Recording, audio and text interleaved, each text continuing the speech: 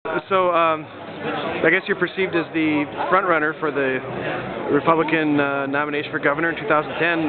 Have you turned your thoughts to that yet, or is that not?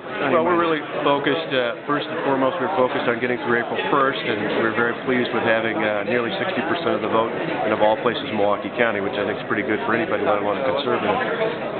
But now our next step is helping John McCain get elected president, and spending time going around the state helping members of the Assembly and Senate, both incumbents as well as challengers, and in particular I want to make sure that the state assembly is firmed up, and doing that gets the word out.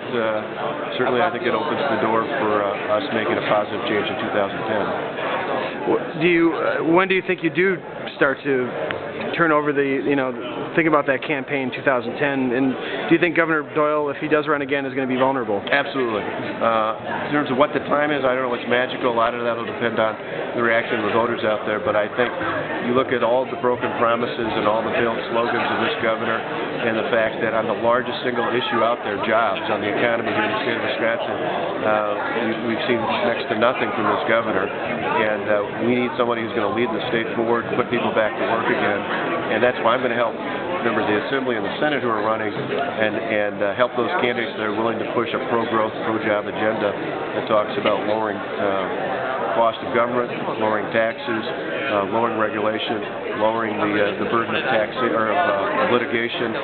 All those are things that I think are important to get the state back working again. And I think after that happens, if we see an opening, then we'll have to look at that.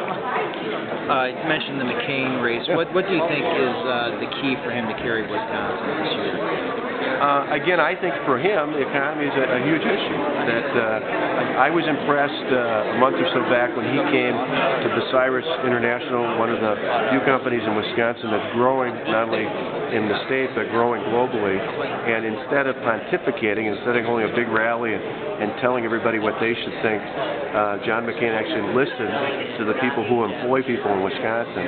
I'd like to see him do more of that. I think that people want a president who's not just giving great speeches, but who actually listens to the people who know what it takes to put people to work. And I think the economy is a huge issue, and one where initially he talked a lot about his foreign policy and national security experience.